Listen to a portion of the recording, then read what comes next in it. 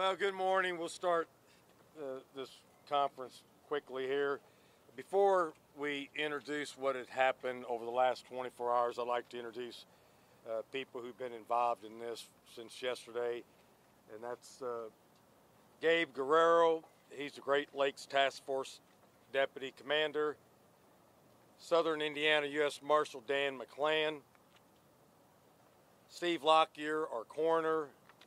Chief Billy Bolin, Assistant Chief Phil Smith, and ISP Justin Bean, who's part of our task force. As everybody knows, we're here today because we were seeking out this particular fugitive from Alabama who had been in on a capital murder offense and had been in Evansville for approximately 1 week. We were fortunate to have cooperation from law enforcement from Alabama, Mississippi, our U.S. Marshal Task Force, which is comprised of members of the Sheriff's Office, the Indiana State Police, and the Evansville Police Department, and the U.S. Marshal Service. Because of all the resources, we received a lot of tips. We got some good surveillance videos that showed a pickup truck that had been left at a car wash, and then a subsequent vehicle that they took and escaped in from the car wash, which was a Cadillac. We recently found out that they'd been staying at a hotel down the road here. It used to be a Motel 6, and now I think it's changed names, and they had a 14-day stay there.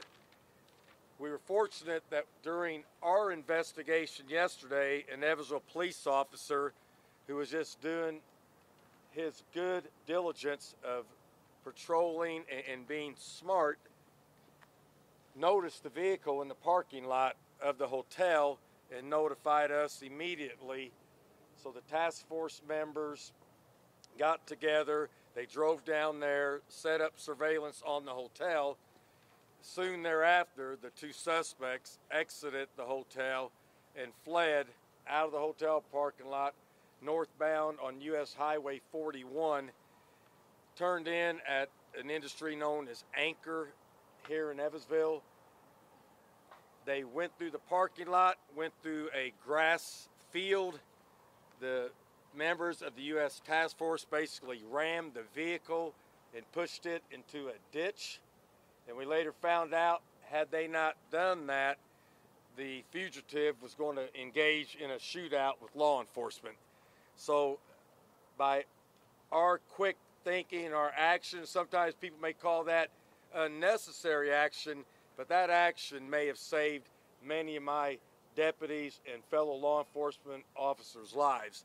And that's why I represent the Sheriff's Office. I want to bring my people home, and I don't care about the fugitives' lives if it protects my people's lives. And here I commend them for a job well done.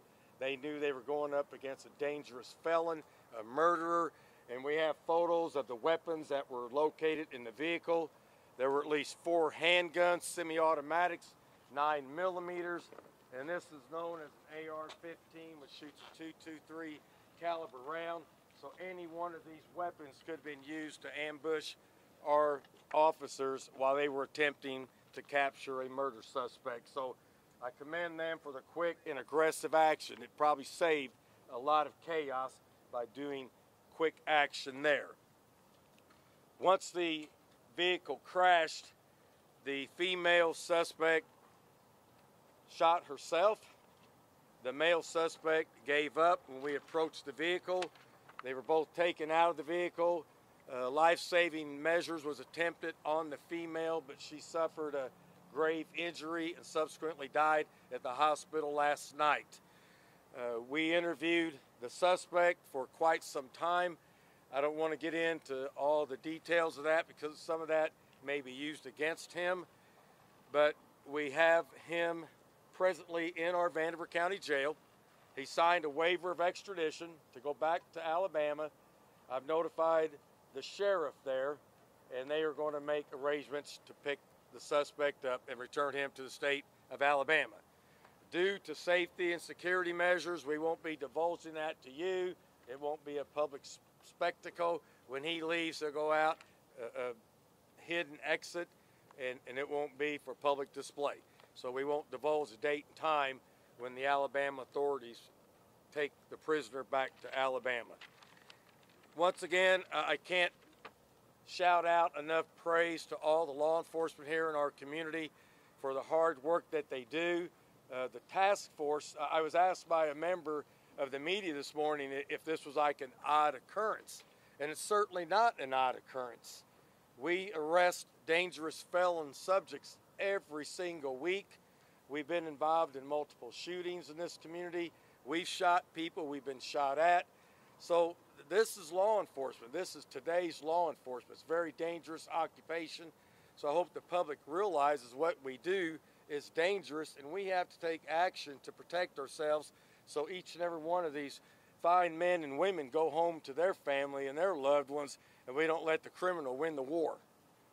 So I appreciate you being here. That pretty well wraps up what I have to say. We have multiple members here. If anybody wants to add to what I said, you're welcome to do that. Or if anybody has questions they want to ask off this, go ahead. Yes, sir. Two questions, Sheriff. First of all, we know that Vicky White had $90,000 in cash with her. Have you located that money? Yeah, we got a photo.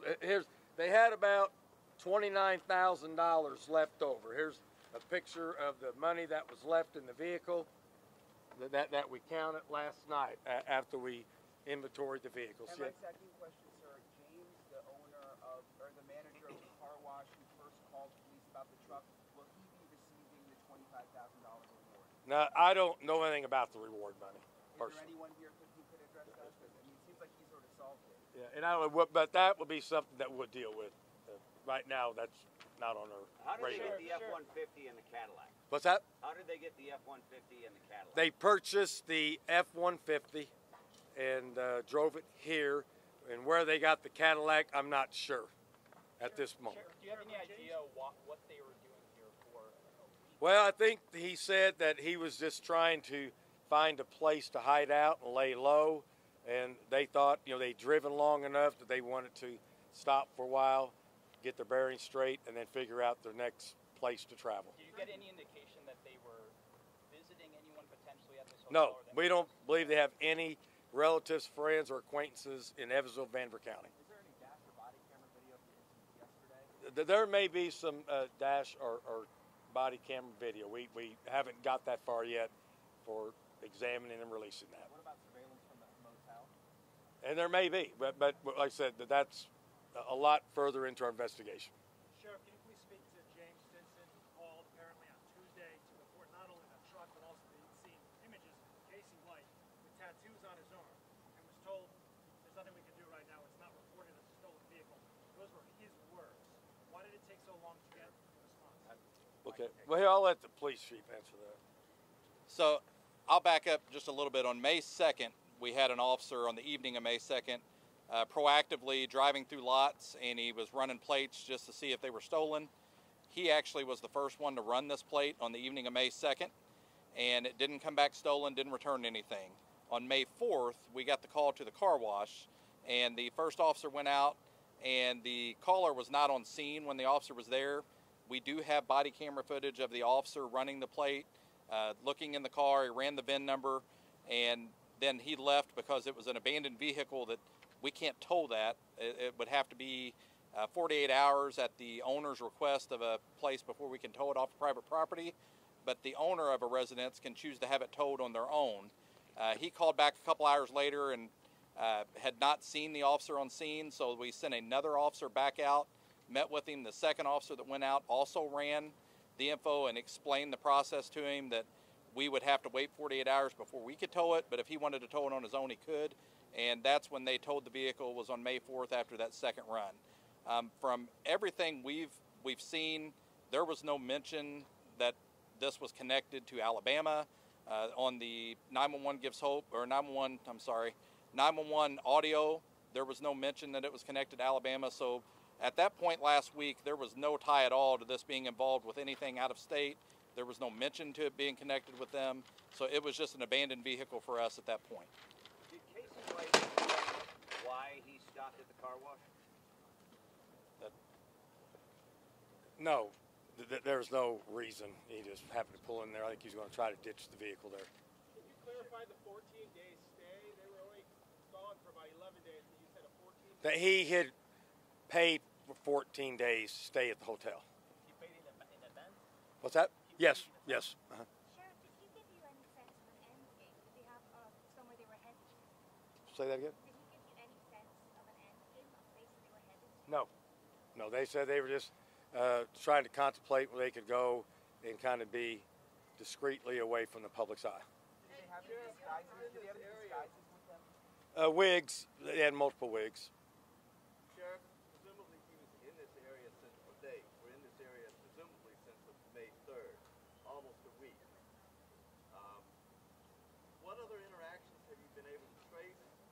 If they were here that long, surely there were other businesses or whatever that they would have. Well, to that point, just like yesterday, there's hundreds of tips that come in.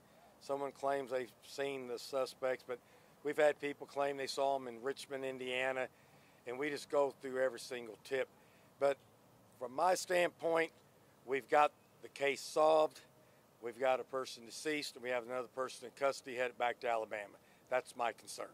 Hey, Sheriff, when we hear that when he was getting pulled out, when he was coming out of the car, he said, "My wife is dead and I didn't do it." Do we know if that's true, and were they married?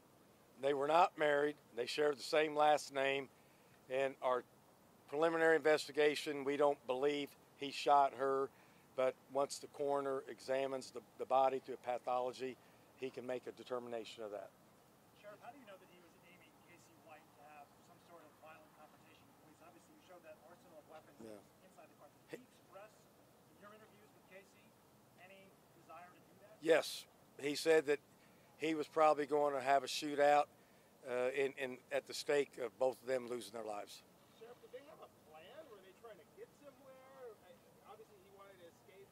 Their plan was pretty faulty. They're criminals. Their plan was faulty, and it failed. Thank God. Say anything about why she shot herself? Well, no. And once again, what was going through her mind, I have no idea. Sheriff, did he express how long that relationship had gone on between the two? And that's under our investigation. We're not going to divulge that right now. Sheriff, did he express any remorse for her death? No. Did you get the sense they were actually doing this together? He was not forcing her in any way. Right. No, he was not forcing her. It was a mutual relationship. Sheriff, can you clarify where she shot herself? Well, we'll let the coroner talk about that after the pathology this afternoon. When is that coroner's report expected? Well, we think this afternoon. Well, we're going to initiate this. Yeah. The autopsy will be conducted this afternoon, and they'll put a report out when they're ready. Hey, Sheriff, if you don't know how they got the Cadillac, how did you guys know to look for a Cadillac? No, we saw the Cadillac in surveillance video at the time they ditched the pickup truck, and then they left in the Cadillac. Is he cooperating with what he's taking here? We're not going to charge him here. He has much more serious charges in Alabama, and we want to get him down there and let them take care of that. Were any drugs found, Sheriff? We haven't found any drugs of any significance. Sheriff, you run a jail. How do you feel that somebody that works in a jail, of course not in a jail, but somebody that works in a jail did this? Well, it's certainly an unpleasant thought, and it's kind of shocking that somebody would do that. But remember, they're human beings, that they have their own minds, and for whatever reason, that they've developed some type of relationship. And so it's startling, but, you know, they're humans, make mistakes. Sheriff, how many law enforcement vehicles were damaged? Maybe 3 at most. And that's a small price to pay to stop a murderer. Were any officers hurt? Just one had a slight head injury from banging his head inside the vehicle, but he's okay now. Where did she get the gun that she used on him? What's that? Where did she get the gun that she used? Well, I have no idea. If we should have had one from our agency, they could have stolen some, they could have bought some, and that's where we're got to piece all together. If you want to look, here's the pictures of the vehicle. Here's his and hers vehicle here. And this was a ditch that really nobody knew, including the suspects. But this ditch actually helped us in the pursuit. because as they forcibly rammed the vehicle, it turned over on its side, and that disrupted his plan to try to have a shootout with law enforcement. And he even made that statement. I want to ask you, this has been a whirlwind couple of days for local law enforcement here in Evansville. I know things like this don't happen very often. Right. Can you speak to that, just kind of what this was like for you, your department, as well as maybe really doing a time here, the members of the Evansville Police Department, and maybe a collaboration between everyone here? Well, you remember, in law enforcement, you can be a town like in Posey County where a deputy was shot in the head. You can be in New York City. You can be in Evansville, Indiana. Crime is everywhere. Unexpected crime, violent crime is everywhere. So we never go to work thinking we're not going to encounter an unusual or serious situation. Like I said, our task force members routinely go out and arrest violent felons, murderers, and they get shot at, and they get attacked, and they get resisted. We get involved in pursuits. We're in a very dangerous occupation. And Evansville, Indiana is a fairly large community. I think people forget that. We're 180,000 people, and we're a hub of a very large demographic area, so we serve a population base of over 350,000 people. And it's conducive for criminal activity. And we have to prepare for that every single day. Sheriff, do you know anything about the provenance of any of those weapons? Is it possible that any of them were part of her service as a corrections officer? It could be, but right now we will continue our investigation, but that's the least of my worries at this time. But we will try to find an origin for each and every one of these weapons. And during his cooperative interview last night, did he say anything along the lines of who planned this and how much planning went into? Yeah, but I'm not going to get into the interview with the detectives. What about the money? Where did the money come from? Do we know that? Well, she supposedly maybe sold a home before she left town and got a large sum of money from that. Was there any negotiation with Vicky before she shot herself? Was there what? Any negotiation? Did you have any communication before she shot? I think she may have had a little bit of communication with our dispatch, possibly. I wasn't aware of it 100%, but I think she may have been talking to our dispatch. Sheriff, is that a police ordered issued taser there in that photo? That's from her duty belt. This is her duty belt she wore as a confinement officer, correction officer in her home state of Alabama. Hey, Sheriff, She just took that with her when she left. and were those in the hotel room or the car? The guns. In the car? In the car. They were in the vehicle. Hey, Sheriff, after you guys see the initial video at the car wash, what was the indication? How did you guys figure out that they were still maybe in the area? Well, it was a long, drawn-out process, like the police chief said. It's just bits and pieces of information kept coming in and tying things together, and it wasn't till over the weekend where it looked like more of a possibility that they had been here for sure. And once again, after 6 days, it was just hard to believe they were here. I wouldn't think somebody on the run would stay in a community like Evansville for 6 days. But we brought the resources in and continued our investigation based on the information we had. Sheriff, following As up far on as that. in the jail right now, is he being held in the general population or? Is No, he he's just in a holding area. Now, they were at the hotel for quite a long time. Is there any indication at all that maybe the corpse of someone who worked there knew it was them? I mean, this is a nationwide manhunt. Could they have possibly been threatened? Well, I mean, we don't have any reason to believe that right now. But once again, we're less than 24 hours in this investigation. We have a lot more of the puzzle to put together. Well, So how many days was it surveillance at the hotel? Just yesterday. Yeah, yesterday. A very short window of time. Was Casey White injured yesterday and how? He had a couple bumps and bruises from the crash. Sheriff, can you confirm that there was a Facebook video that was circulating that had a side angle of the arrest actually taking place? Can you confirm that it was Casey White in that video? I haven't seen the video, but Casey White was at the scene, so you got that for sure. Presumably. Also, can we get JPEGs of those posters so that we can actually have a digital version of that when you're showing us? Possibly, yeah. Sheriff, what was the approximate amount of time after the crash that Vicky shot herself? I think it was almost instantaneously.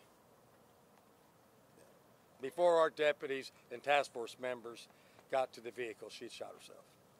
I know you said it used to be a Motel 6. Can you say the actual name of the hotel? Yeah, I got it written down here. See? Motel 41. Yes, probably less than a mile south of here.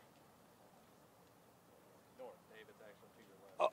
Oh, I'm sorry. Yeah, I'm sorry. I apologize. To the left. I'm sorry. Was that F-150 pre-purchase She had bought that vehicle. Yes. in Tennessee or Alabama? I don't know where she may have bought it in the state of Tennessee. I'm not sure. But did she purchase it ahead of the escape like No, I think after. Sorry, the marshal said that car was actually purchased by Casey White for $6,000 in Tennessee the same day they escaped. Is that not accurate? That's probably accurate. Sheriff, can we see you hold the shot of Casey one more time? Thank you.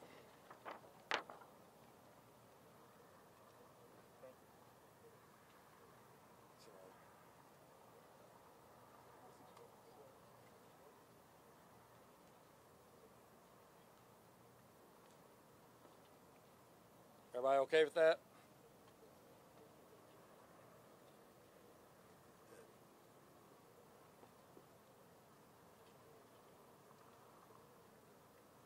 And I know you've asked a lot of questions, and as the sheriff, I think they're good media-related questions, but we're trying to take dangerous people off the street, and so a lot of the where they bought the car and where they did this and that is a minor concern versus us getting them off the street and making our community safe. Now, this investigation will go on maybe for weeks, and we will uncover things in the future that we don't have at this time. But like you said, we're less than 24 hours from the time that we were involved in a pursuit and a serious crash and somebody losing their life. Sheriff, which agencies are involved in the investigation at this point? Several. We have the United States Marshal, the Indiana State Police, the Evansville Police Department, the Vanderburgh County Sheriff's Office, many members of law enforcement from Alabama, Mississippi, some members of the FBI, and probably agencies in between. So there's plenty of agencies involved. Sheriff, is someone in law enforcement or any of those people behind you who are involved in law enforcement, in your mind, what about her assistance, 17-year veteran of a corrections facility, how did that assist, how did that help this take so long? I'm not understanding your question. As someone involved in law enforcement, Vicky White has a 17-year long career as a corrections officer. Presumably, that had something to do with why it took so long, over a week, 11 days, for this to come to an end. I'm asking, with her expertise, have contributed and how? No, that has absolutely no merit to what went on. Zero. Sheriff, I'm sorry. The photos that you released today, are they going to be posted on your Facebook page or? We'll have photos available for media later, yes.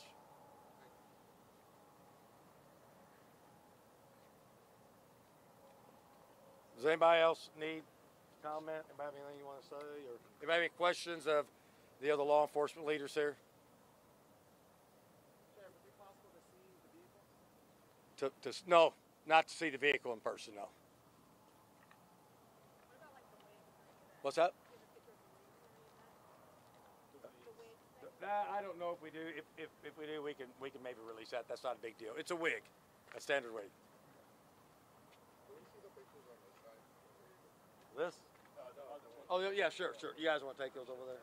Sheriff, I know it's a weird question. Was it a black wig, long, short? What was she wearing? I think there was multiple wigs, kind of maybe reddish and blonde. Yeah, you wouldn't look good in it.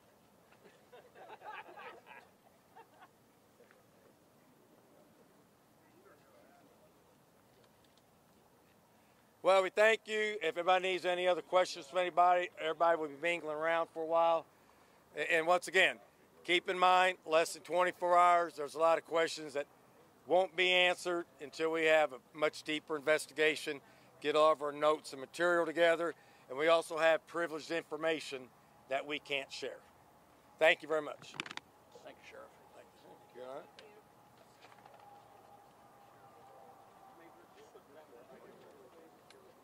All right. Hey, good morning, everybody. This is Tanner President, Sheriff's Live. I'm having